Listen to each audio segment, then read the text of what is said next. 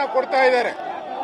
China, Pakistan, America ಈ ತರದ ದೇಶಗಳು ಬೆಂಬಲ ಕೊಡ್ತಾ ಇರುವಂತ ಈ ಕಾಕ್ರೋಚ್ ಪಾರ್ಟಿಗೆ ಇವತ್ತು ರಾಹುಲ್ ಗಾಂಧಿ ಅವರು ಪ್ರೈಮ್ ಮಿನಿಸ್ಟರ್ ಆಫೀಸ್ ಮುಂದೆ ಹೋಗಿ ಕಾನೂನನ್ನ ಕೈಗೆ ತೆಗೆದುಕೊಂಡು ಆ ಸ್ಥಳಕ್ಕೆ ಹೋಗಿ ಅಲ್ಲಿ ಪ್ರತಿಭಟನೆ ಮಾಡಿ ಕಾನೂನನ್ನ ಉಲ್ಲಂಘನೆ ಮಾಡಿ ದೇಶ ದ್ರೋಹವನ್ನ ಮಾಡ್ತಾ ಇದ್ದಾರೆ. ಯಾರು ದೇಶ ದ್ರೋಹದ ಕೆಲಸ ಮಾಡ್ತಾ ಇದ್ದಾರೆ, ಆಪಾದನೆಗಳಿದೆ, ಜೈಲಲ್ಲಿದ್ದಾರೆ ದೇಶ ದ್ರೋಹದ ಮಾಡಿ.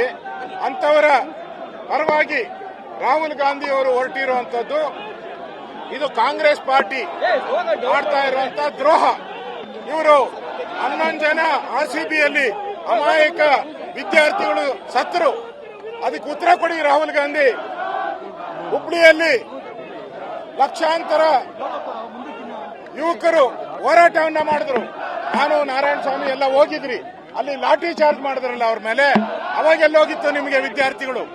ಈಗ ಮಾತ್ರ ವಿದ್ಯಾರ್ಥಿಗಳ ಬಗ್ಗೆ ಮಾತಾಡ್ತಿರಲ್ಲ. ಪಾರ್ಲಿಮೆಂಟ್ ಏನಿದೆ ನಿಮಗೆ?